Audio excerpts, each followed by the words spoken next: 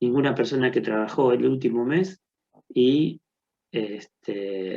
resulta que sus chicos van a la escuela, la vivienda es una vivienda razonablemente confortable, tiene inodoro, no son tantas las personas que tienen por cada uno que está trabajando, no están hacinados. Sin embargo, el ingreso del último mes no les alcanza para consumir lo del mes. Bueno, es difícil de registrar esto, muy difícil, pero puede ser que ese hogar esté en una estrategia de ir comiéndose ahorros que tenía.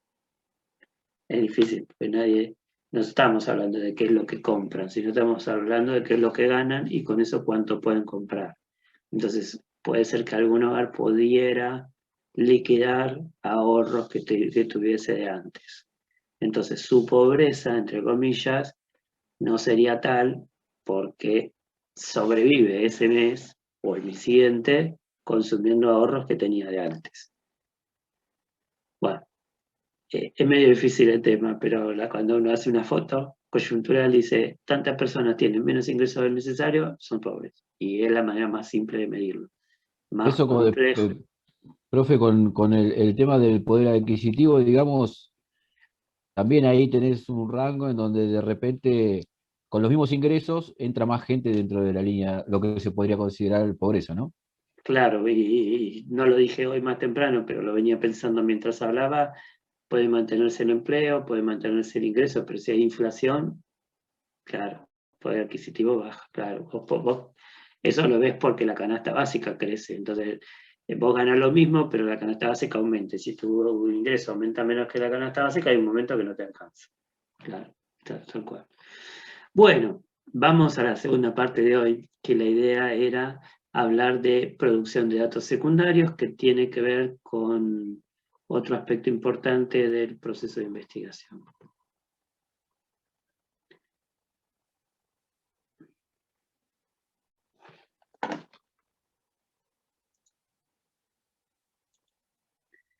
Bueno, habíamos visto en la primera parte de la materia que uno podría investigar con datos primarios o datos secundarios según trabajara con sus propios datos o trabajara con datos producidos previamente por otros o por alguna institución y que uno los reanaliza o los utiliza para su propia investigación.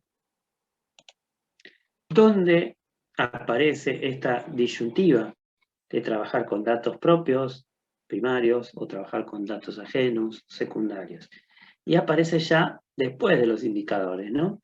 Después de haber definido los indicadores, las técnicas, llegamos a este momento en donde, bueno, podemos optar entre trabajar con un cierto instrumento o trabajar con datos que fueron producidos por otros. Entonces, nosotros acá estamos en este momento, que ya, fíjense que estamos bastante avanzaditos en el proceso de investigación, porque ya lo que viene es procesar la información, analizarla y concluir.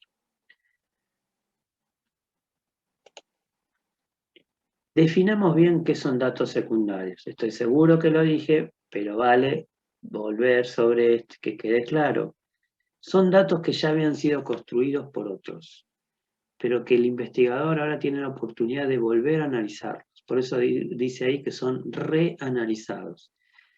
¿Para qué? Para su propia investigación, para su propio problema de investigación. Esto requiere que el investigador acceda a la matriz de datos. Es decir, tiene que acceder no a un gráfico o a un cuadro, sino que tiene que ir a toda la matriz. ¿Se acuerdan? Porque lo vimos en la primera parte de la materia, que la matriz de datos era esa forma de recolectar o de organizar toda la información recolectada, donde teníamos las unidades de análisis y todas las variables, con, por supuesto, las respuestas en cada caso para cada unidad de análisis ante cada variable. Bueno, yo necesitaría acceder a esa matriz de datos. Esto en sí, en la actualidad, se define como bases de datos o también lo van a encontrar como microdatos. Entonces, cuando hablamos de datos secundarios, no estamos hablando de antecedentes de investigación. Yo puedo hacer una investigación consultando resultados de investigaciones anteriores. Pero si los resultados de las investigaciones anteriores los tengo en forma de una elaboración, en la forma de un informe, en la forma de un cuadro, en la forma de un gráfico, eso a mí me funcionan como antecedentes, pero no como datos secundarios, porque datos secundarios es si yo pudiese ir al fondo que está detrás de ese informe, a la cocina de lo que permitió producir ese informe. Mientras yo no tenga acceso a los ingredientes, lo que tengo es un plato. Y mientras tengo un plato, yo no puedo cocinar. Entonces, fíjense la diferencia. Una cosa es que yo tenga acceso a la cocina y a todos los ingredientes y pueda cocinar mi propio plato, y otra cosa es que me llegue algo producido, elaborado. Porque con lo producido, con lo elaborado, yo no tengo mucho margen para cambiarlo. Entonces, datos secundarios es cuando yo accedo a la fuente original, cuando accedo a todos los datos, accedo a la matriz. Esto es importante porque no es una investigación con datos secundarios, una investigación que incluye dentro de su informe antecedentes de, por ejemplo, artículos de revistas o informes estadísticos o demás. Porque si así fuera, todas las investigaciones son con datos secundarios, porque más o menos todas las investigaciones en alguna etapa, en algún momento, miran investigaciones anteriores. Entonces, decir que una investigación es con datos secundarios porque miró investigaciones anteriores es como decir, y sí, todas las investigaciones tienen datos secundarios. Pero datos secundarios, y la palabra clave es datos, es cuando yo puedo acceder a los ingredientes, cuando yo puedo ir a la matriz de datos. ¿Es muy difícil ir a la cocina hoy en día? Bueno, fíjense que no. Fíjense que esto en el década del 90, por decir, no hace mucho tiempo, era bastante trabajoso. Era muy trabajoso. Hoy en día, siglo XXI, ya después del 2020 más aún, digo, es mucho, pero mucho más común acceder a los datos elementales, a la matriz de datos. Entonces, hay, por un lado, cada vez mayor producción de datos de actividades administrativas. Antes, voy a dar un ejemplo, los registros civiles llenaban las actas en unos libros de papel. Entonces, realmente acceder a esa información era mucho más complejo que cuando después esa información se pasó a formularios estadísticos, que en principio todavía eran de papel, pero eso se volvió mucho más accesible el día que esos formularios se pasaron a formato digital. Y todavía más accesible, cuando toda esa información se pudo compartir en la web. Entonces, hoy en la web hay multiplicidad de sitios donde uno puede encontrar bases de datos, matrices de datos. Esto tiene que ver con que si en los 90 todavía era muy difícil almacenar grandes volúmenes de información, hoy cualquiera de nuestros teléfonos portátiles tienen un montón de información adentro de la memoria del teléfono, sin hablar de toda la memoria o toda la información a la que puede acceder con la conexión. Porque además, estos telefonitos chiquitos que nosotros tenemos, algunos con más, otros con menos capacidad, todos tienen una enorme capacidad de procesamiento, si la comparamos con lo que era una computadora de escritorio de la década del 90. Entonces, ya no es un problema dónde guardar la información y ya no es un problema cómo procesar la información. Yo les voy a contar algo que es real, pero que ustedes pueden reírse, pero en una época, quizás antes de los 90, en los 80, ustedes no habían nacido, la mayoría de ustedes por lo menos, para procesar información había que dejar algo, un proceso ejecutándolo toda la noche. Y hoy en día esos mismos procesos se resuelven en minutos. Entonces, la capacidad actual de trabajar con datos secundarios es un mundo de diferencia con respecto a lo que podíamos tener hace 10, hace 20 y ni hablar hace 30 años o más. Todo esto nos devuelve en la situación de que cada vez hay más datos que son accesibles. Le voy a agregar algo más. En los últimos tiempos, 10 años creo que será, empezó a haber una política de datos públicos. Entonces ya es una tendencia, no solo en Argentina, en todo el mundo, a que los gobiernos, las administraciones públicas tienden a compartir información. Claro, hay una cierta legislación que pone límites a qué se comparte y cómo.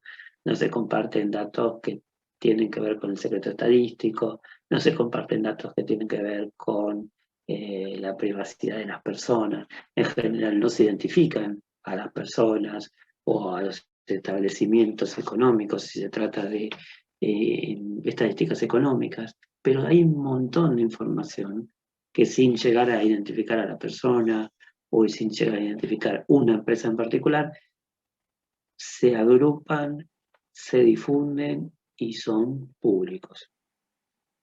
Entonces no hay que pagar, no hay que tener una computadora increíblemente sofisticada, ni siquiera, miren, ni siquiera es necesario tener un software tan sofisticado o tan complejo, tan caro para procesar la información. Se pueden hacer muchísimas lecturas con herramientas tan básicas como planilla de cálculo. También, por supuesto, hay software dedicado y otras cosas que se utilizan, pero todo esto nos genera un escenario donde la investigación con datos secundarios es más que posible.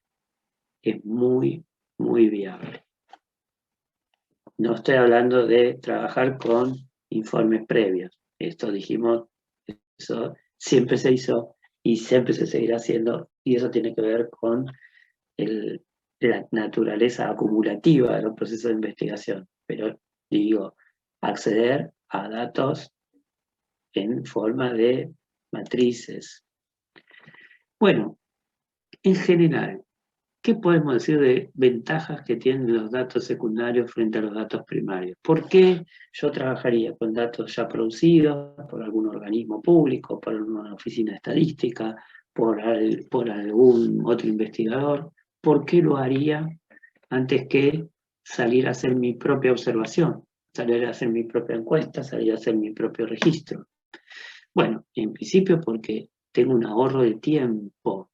Imagínense si yo quisiera hacer una serie, un análisis de una serie temporal, o me dedico durante muchos años a relevar una información, o simplemente recurro a la información acumulada desde distintas fuentes a través del tiempo que me permiten tener una idea de esas tendencias.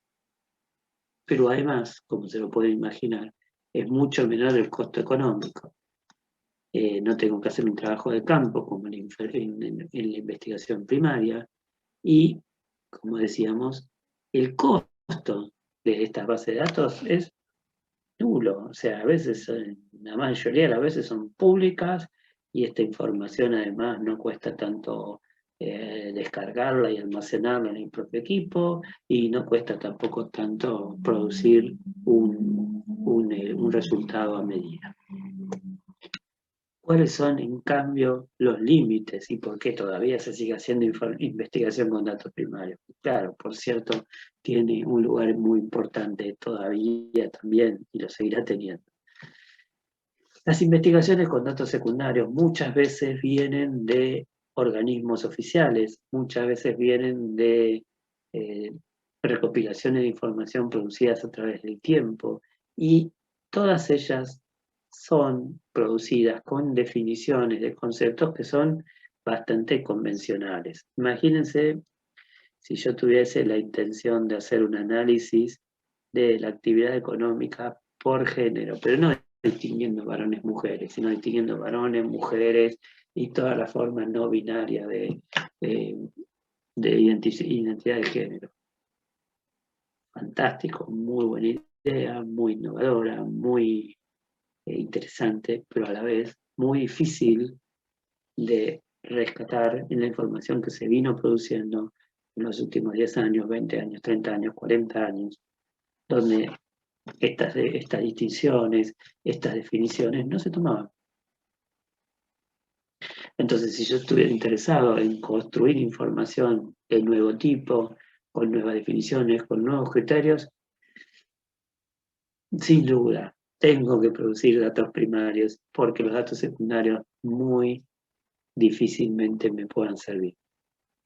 Pero también un elemento a favor de trabajar con datos primarios es tener control sobre la producción del dato. Es decir, cuando uno trabaja con datos producidos previamente, producidos por otros, tiene una cierta cuestión, una cierta pregunta sobre con qué nivel de calidad fueron producidos esos datos. Bueno, para eso hay formas de recurrir a los criterios de producción, a los estándares de producción. Sobre todo cuando se trata de estadísticas oficiales, hay algunas evaluaciones de calidad, informes metodológicos que a uno le permiten tener idea de qué nivel de calidad tiene la información. Y esto es importante porque es muy difícil que un conjunto de datos secundarios sean todos de buena calidad y también, por cierto, todos de mala calidad. Lo más probable es que esos datos secundarios tengan algunos aspectos mejor medidos que otros, algunos con más calidad y otros con una calidad quizás no aceptable. Entonces es importantísimo tener algún grado de acceso a las formas de producción del dato, al nivel de calidad del dato.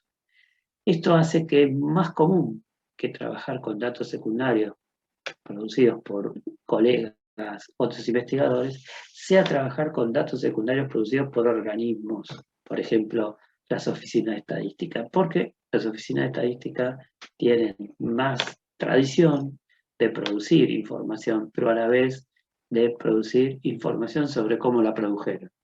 Entonces es más común que uno tenga apartados metodológicos, evaluaciones de calidad y diferentes elementos que a uno le permita decir, sí, lo voy a aceptar o no, esto para lo que yo quiero ver no me estaría alcanzando o no tiene la precisión suficiente o no tiene el nivel de calidad que necesito. En esos casos está de más decirlo que para más precisión, para más calidad, para lo que los datos secundarios no alcanzan, el camino es producir los propios datos y quedarse entonces con una investigación con datos primarios. Pero imagínense que estoy frente a un conjunto de datos secundarios que existen, que están, que los podría analizar. Entonces ahí la pregunta es, ¿qué aspectos tengo que considerar para elegirlos, para aceptarlos, para utilizarlos? El primero es uno de los más difíciles, y es que los objetivos con los que fueron producidos esa información sean no los mismos, es muy difícil, pero sí compatibles con los que tengo en mi propio proyecto de investigación. Entonces esto tiene que ver, entre otras cosas, con cómo se clasificaron los distintos aspectos, cómo se definieron. Entonces acá nos encontramos muchas veces con esa tensión entre quiero medir algo nuevo, pero la información regular tiene definiciones anteriores o viejas. Bueno, ahí hay un problema, ahí hay una necesidad de salir de los datos secundarios. La cobertura geográfica, claro, se produce información, pero para distintos lugares y no siempre para todos los lugares. Entonces hay algunas regiones, algunos ámbitos que están más cubiertos que otros. Todos los ejemplos que dimos la primera parte de clase sobre el empleo juvenil y demás, tienen que ver con el modelo de la encuesta permanente de hogares, que es una encuesta que se aplica en áreas urbanas. Entonces, si alguien estuviera interesado por analizar las características del área rural, tendría más dificultades porque la cobertura geográfica de los datos secundarios para el ámbito rural es mucho más escasa. También de algunas regiones hay mucha información y de otras menos. Es mucha la información que tenemos sobre el área metropolitana de Buenos Aires. No es tanta ni tan detallada la que de pronto podemos llegar a tener sobre el interior de la provincia de Buenos Aires. Y ni hablar de algunas regiones de la provincia de Buenos Aires, como ser el sudoeste o el oeste de la provincia de Buenos Aires, donde ahí la cobertura geográfica no está siendo tan satisfactoria. Entonces, si yo quisiera hacer un análisis sobre el empleo en 9 de julio, tendría en el departamento, en el partido 9 de julio de Provincia de Buenos Aires, tendría problemas, porque la información ya producida no es tanto. El alcance temático. Esto es, ¿qué se pregunta y qué no se pregunta? ¿Qué variables se incluyen en las fuentes? Bueno, hay algunos aspectos que se miden mucho, el empleo, la educación, las características de la vivienda. Otros son menos frecuentes, no hay tanta información sobre nutrición, sobre actividad física, sobre hábitos de salud, incluso temas que a nosotros nos podrían resultar más relevantes. Bueno, ¿qué relevamiento hay sobre los hábitos de consumo de la población? Y tenemos una encuesta de gastos, pero es una encuesta que se hace cada mucho tiempo, que se hace solo para algunas áreas, y en este caso es una encuesta muy minuciosa en cuanto a los aspectos que se cumplen, pero a veces hay algunos aspectos que no se toman o que no se miden, y ahí hay una limitación en lo temático. También tenemos que decir que hay problemas con la oportunidad de la información. Si yo quisiera, por ejemplo, ver cómo es la situación actual de la población de 9 de julio, quizás la información más completa que pueda obtener es la información del último censo de población. Pero, lamentablemente, el último censo de población que se hizo en Argentina es de 2010. Y claro, en 2020 estaba previsto hacer un nuevo censo, no se pudo. Y la idea es hacerlo en 2021. Está visto que va a ser difícil que se haga este año y probablemente el próximo censo se haga, esperemos que así sea, en el 2022. Entonces, si yo quisiera tener una idea particularmente presente de las características de la población de un área que no está cubierta geográficamente por la fuente de datos más regulares, tengo que recurrir a datos primarios porque los datos secundarios no me sirven, no me alcanzan. También hay otro tema que es vinculado con lo anterior, pero un poquito distinto, que es la periodicidad con la cual se produce la información. Uno es la oportunidad, ¿no? El último censo es viejo. El censo más nuevo no se pudo hacer. Bueno, ahí hay un problema de oportunidad. Pero también hay un problema de periodicidad. Imagínense que yo quisiera ver cómo va cambiando ciertos aspectos sociales de la población de un lugar de la Argentina al que solamente lo cubren los censos de población. Bueno, ahí tendría como fotos muy esporádicas, muy separadas, ¿no? Fotos cada 10 años. Y entonces no podemos tener el mismo tipo de lectura, la misma certeza, la misma precisión, que si por ejemplo yo hiciera un seguimiento de cómo cambia la situación social en el Gran Buenos Aires, donde tengo una encuesta regular que produce el Sistema de Estadísticas Oficiales que se hace todos los años y que me da información todos los trimestres. Ah, bueno, entonces ahí no es que tengo una foto cada 10 años, sino que tengo 4 fotos en un año por año. O sea que en un periodo de 10 años puedo tener 2 fotos de un lugar y puedo tener 40 de otro. Entonces, claramente, ahí hay una diferencia de periodicidad que puede hacer que la información sea aceptable, satisfactoria o no.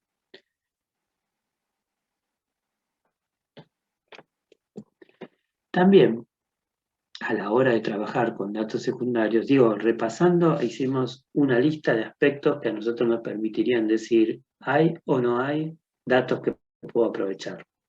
¿No?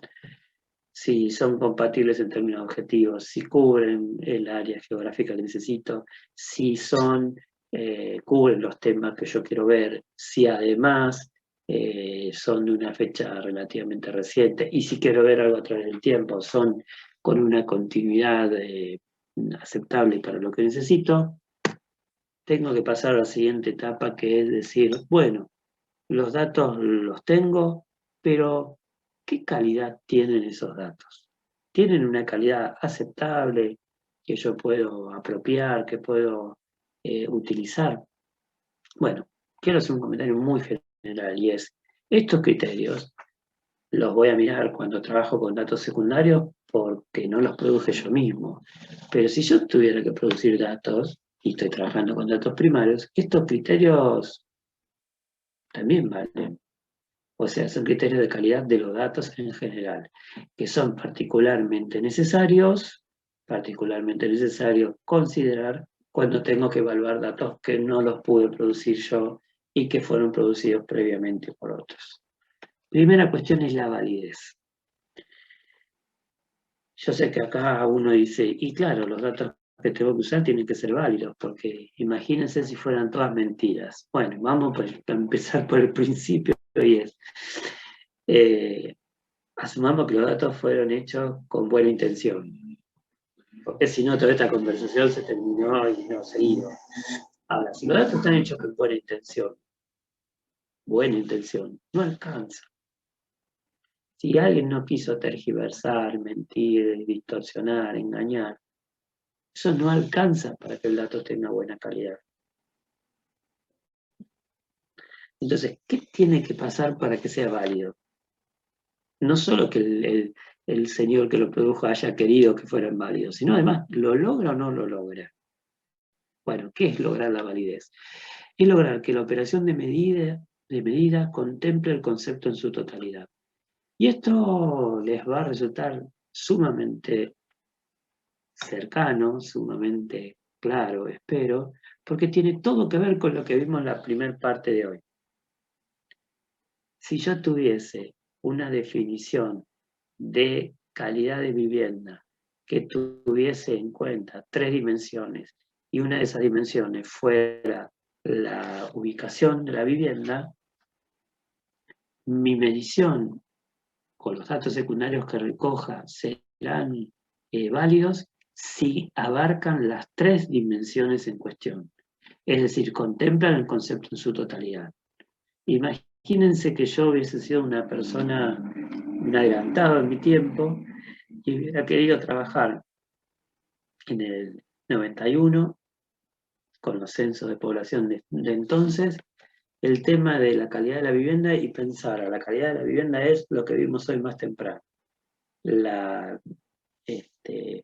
construcción, la infraestructura y la ubicación. Bueno, me hubiera chocado con el inconveniente tremendo de que el censo del 91 no daba cuenta de las características de la ubicación de la vivienda.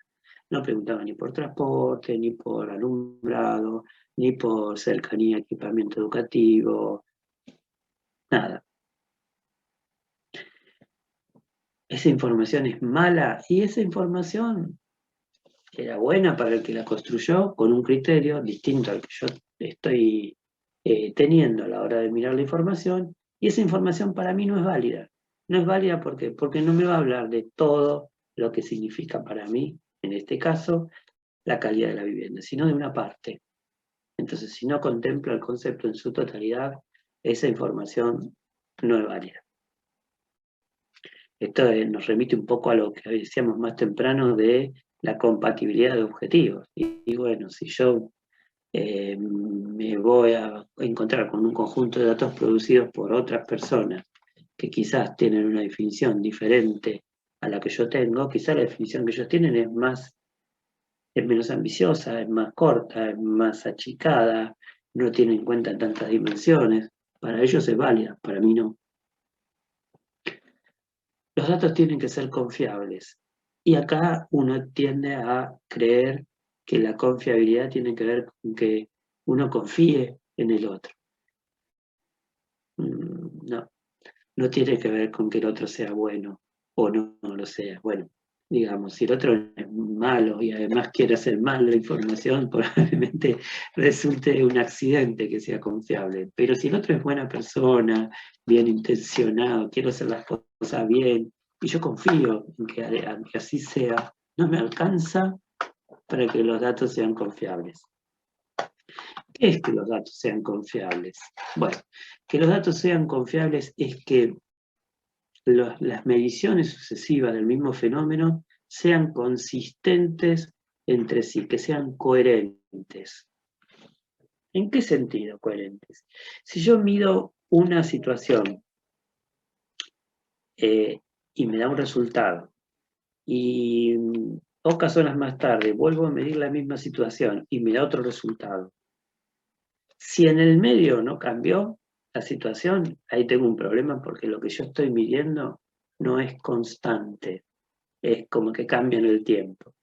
Entonces yo necesito tener algo constante que lo pueda comparar, que lo pueda utilizar en distintos momentos y que siempre tenga la misma coherencia, la misma consistencia.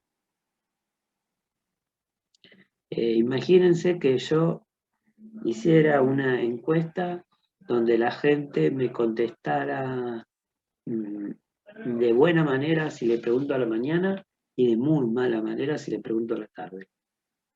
Y resulta que a unos encuestadores les gusta trabajar a la mañana y a otros les gusta trabajar a la tarde. Los resultados de unos y otros se podrían juntar y yo diría que no, que esa información no es confiable, porque ahí no estoy teniendo una medición consistente. Estoy teniendo resultados diferentes que dependen, en este caso, de que la hice en distintos momentos del tiempo. O sea, necesito que la definición sea constante a través del tiempo. Pero además de la constancia a través del tiempo, necesito que también sean constantes entre distintas personas. Imagínense, si las personas le contestaron de una manera a un encuestador por la cara que tiene, y le contestaran de otra manera completamente distinta a un encuestador, a otro encuestador con otra cara. Bueno, esa encuesta tiene un problema de confiabilidad, más allá de que nadie quiso que eso le pasara, porque resulta que los resultados que van a tener van a cambiar de acuerdo a quién manden a hacer la encuesta. ¿Cómo se resuelven los problemas de confiabilidad? O sea, lo que estoy queriendo es ser constante a través del tiempo y lo que quiero ser es inconstante de manera intersubjetiva. O sea, no importa que mida más temprano o más tarde, no importa que lo mida Juan o que lo mida Pedro, el resultado me tiene que dar igual si la realidad no cambió. Entonces, lo que se hace, por un lado, hay un protocolo. Entonces, ese protocolo hace que sea prácticamente indiferente que la encuesta la aplique Juan o Pedro o Jorgelina o María o quien sea. Si es una encuesta grabada, imagínense, más neutra todavía. Si es una encuesta por internet, más neutra todavía. Hay muchas maneras de lograr que haya esa intersubjetividad, pero lo que no puede haber es no tenerlo en cuenta. O sea, lo que no puede haber es descontrol en ese sentido. Voy a decir un ejemplo muy tonto y muy burdo, pero si yo estoy saliendo a hacer una encuesta sobre, no sé, sobre la gusto o el fútbol, la posición sobre el fútbol, y las personas que salen a hacer la encuesta, va cada uno con una camiseta de su club favorito, y va a funcionar mal esa encuesta, porque las respuestas de las personas van a estar condicionadas por la camiseta del que les pregunta. Entonces, ¿qué tengo que hacer yo en una encuesta? Y que los encuestadores salgan sin camiseta, o mejor dicho, con una camiseta que sea neutra, que los encuestadores sean lo más neutros posibles.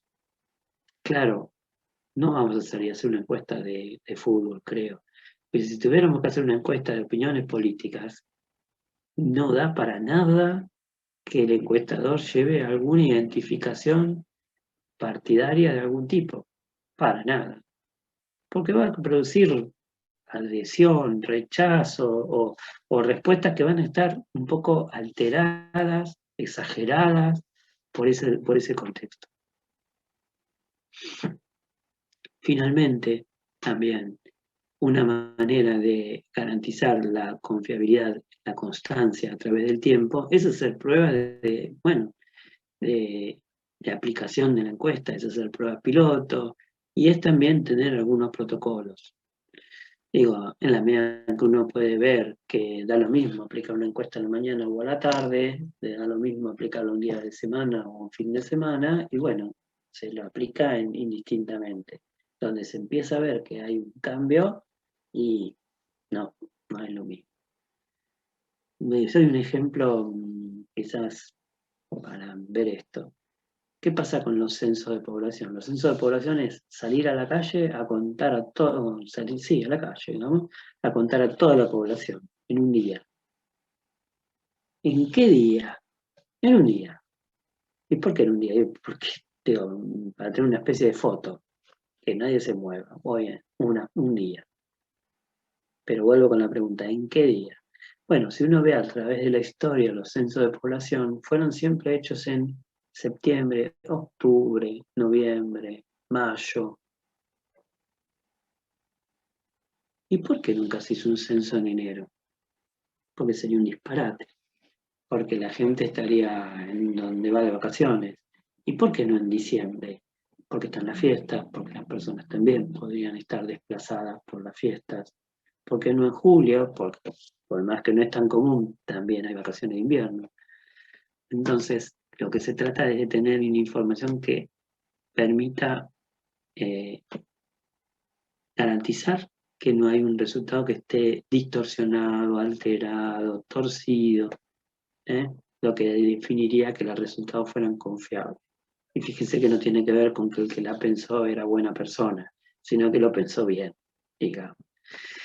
La tercera cuestión es que los datos tienen que ser comparables. Esto es que se aplique el criterio equivalente de medición en diferentes estudios. Entonces, si yo quiero medir el trabajo y lo voy a comparar entre Argentina, Uruguay, Chile, Brasil y otros países de la región, tengo que mirar primero si todos los países preguntan cosas parecidas, si toman criterios semejantes.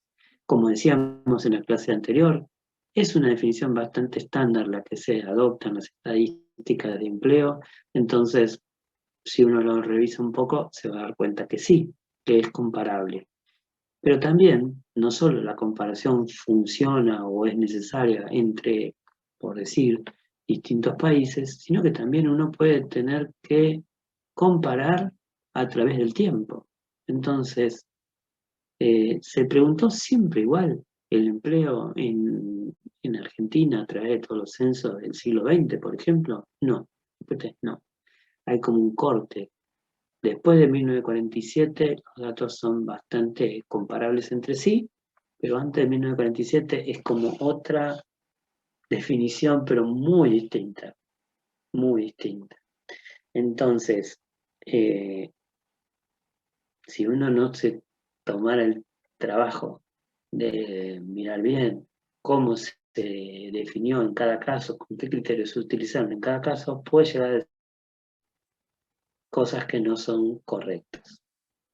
Entonces, importantísimo analizar las diferencias o no que hay entre las definiciones, o sea, comparar definiciones. También le pedimos a los datos que tengan adecuación del sistema clasificatorio. Es decir, que si tienen un sistema de categorías, el mismo sea exhaustivo y sus valores sean mutuamente excluyentes. Sí, a ver, lo vimos en método más temprano, la primera parte de este curso, ¿no? Las categorías de una variable tienen que ser exhaustivas y tienen que ser a la vez mutuamente excluyentes. Bueno, esto es algo que también tiene que pasar cuando yo miro los datos producidos por otro, porque si no, la información que me provee va a ser de calidad cuestionable, vamos a decirlo así. Les doy un ejemplo medio corto, medio rápido, sobre este problema. Que una persona trabaje o no trabaje, ya dijimos que depende de una definición bastante estable, estándar, desde mediados del siglo XX. O sea, hace muchos años que se mide igual. Sin embargo, en la década del 80 todavía, cuando se le preguntaba a alguien si trabajaba, las opciones que se les daba era: usted trabaja, usted está desocupado, usted estudia, usted es jubilado, usted tiene alguna incapacidad o es ama de casa. Esas categorías funcionaban como un sistema clasificatorio, en principio, que pretendían ser exhaustivas en el espectro de todo lo posible, pero además eran excluyentes entre sí. Yo creo que visto desde el siglo XXI, donde somos todos multitareas, es ridículo pensar que una persona jubilada no necesariamente va a dejar de trabajar, o que una persona que estudia no va a trabajar, o que una persona que hace cualquiera de estas otras cosas que mencionamos no se dedica a las tareas domésticas. Bueno, evidentemente, si lo miráramos con los criterios del siglo XXI, ese sistema clasificatorio es absolutamente dudoso, cuestionable y demás. Hoy a nadie se le ocurre preguntar de esa manera la actividad de las personas. De hecho, un comentario mío al pasar, la categoría ama de casa desapareció del sistema estadístico, que de por sí era bastante confusa. Digo, ¿por qué ama de casa y no amo de casa? Bueno, qué sé yo, eran otras épocas, era otra representación de la realidad. Y también había otra realidad, ¿por qué no? La precisión tiene que ver con la capacidad de un instrumento de discriminar un estado particular en una variable. Es muy parecido a lo que nosotros vimos como precisión, es decir, que dos categorías distintas, que una sola categoría no incluya situaciones distintas. Entonces, acá tenemos como dos aspectos que hay que ver de cómo mide una fuente de datos secundarios. Primero, cuán precisa es en cuanto a distinguir situaciones que necesitamos diferenciar. Y segundo, un aspecto que tiene que ver más con la estadística, pero que también tiene que ver con la precisión de los resultados. Voy a la primera, que es la de la precisión a la hora de describir. Hasta el 2000, no hace tanto, hasta el 2000, las estadísticas de nacimientos diferenciaban si un nacimiento se producía en el domicilio, en la vía pública o en un establecimiento de salud. Asumamos que eso es exhaustivo. Si es así, lo que tenemos que decir, que además es mutuamente excluyente, por ahí no habría ningún problema. El problema es que si uno comparaba las distintas provincias de la Argentina, por decir, hasta mediados de los 90 o alrededor de mediados de los 90, todas las provincias tenían más de un 95% de nacimientos producidos en establecimientos de salud. Era marginal. los nacimientos producidos en la vía pública y muy poquitos los nacimientos en ese momento ya en domicilio particular. Una conclusión medio rápida y bastante equivocada hubiera sido, bueno, todos los sistemas de salud son iguales, porque en todos los lugares de la Argentina el 95% de los nacimientos son en establecimientos de salud. Bueno, lo que se cambió a partir del 2000 es que se hace una distinción básica entre los nacimientos que se producen en establecimientos de salud privados y establecimientos de salud estatales. Y ahí sí, la distinción va a ser muy diferente entre Ciudad de Buenos Aires, Neuquén, Formosa, distintas provincias donde de pronto el porcentaje de nacimientos del sector privado va a ser bastante distinto, marcando un diferente estilo de servicio de salud. Y eso es más preciso, claro, es más preciso que lo que se tenía antes. No es el mismo perfil de atención, no es las mismas características, en fin. Y con respecto a la precisión de las muestras, tema que también es importante, las muestras que se utilizan para investigar alguna característica tienen un tamaño de muestra que les permite tener una precisión razonable para ciertos dominios, entonces, para ciertas áreas. Entonces, las tasas de desocupación que se informan a través de una encuesta permanente de hogares, si yo tomo todo el país, o todos los aglomerados urbanos que se miden, el valor que tengo es más o menos medio punto porcentual. O sea que si yo tengo un 9% de desocupación, por decir, en realidad, por el error muestral podría ser entre 8,5 y 9,5. Un detalle. Pero si yo ese mismo valor lo quisiera calcular a nivel de un partido en particular del Gran Buenos Aires, Quilmes, La Matanza, y estoy hablando de partidos grandes, resulta que ese porcentaje o ese margen de variación sería tan grande que terminaría diciendo la nada misma. Por ejemplo, en vez de 9 más menos 0,5 sería 9 más menos 8. ¿Qué estoy diciendo? Que la desocupación podría haber sido 1 o podría haber sido el doble. Bueno, imagínense ese dato. Es imposible de analizar, imposible de aceptar, porque la precisión no es adecuada.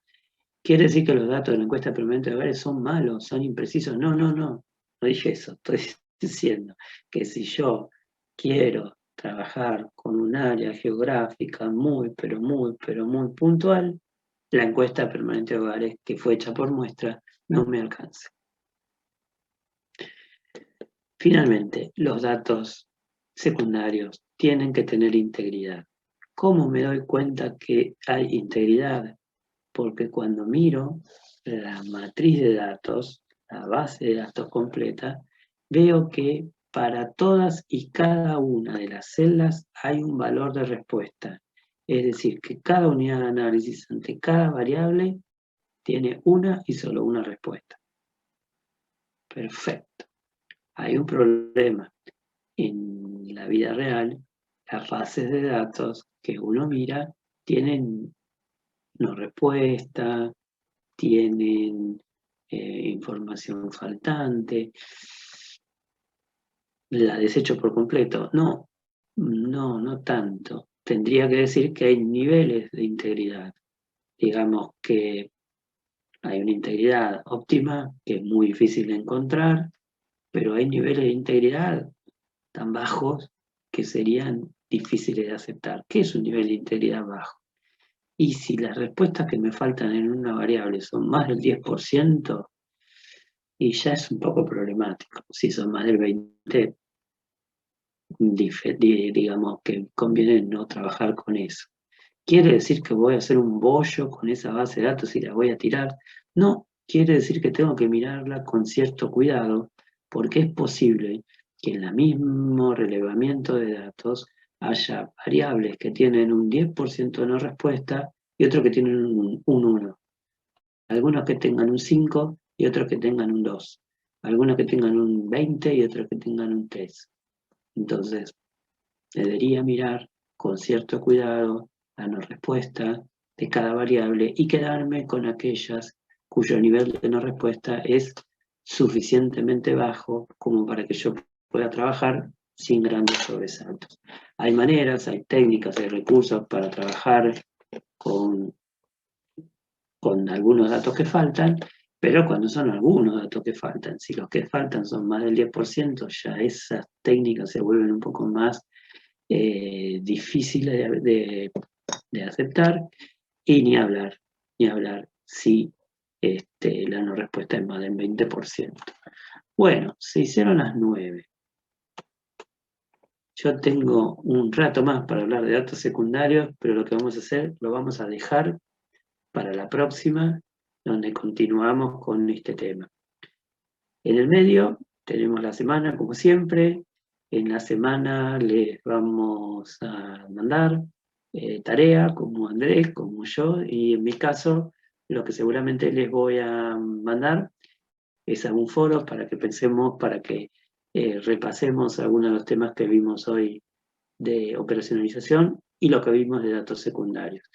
Seguimos la que viene con datos secundarios, lo que falta, y con el tema nuevo, que seguramente lo van a tener la presentación en días antes de la clase para que la vayan viendo si la quieren ir mirando.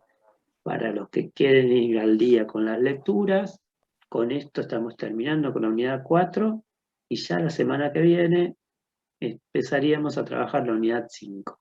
¿Quiere decir que nos estamos acercando al final del programa? Y sí, quiere decir que ya tuvimos muchas clases y nos vamos acercando al final del programa, que al principio parecía imposible de llegar a todo, pero se llega, se llega.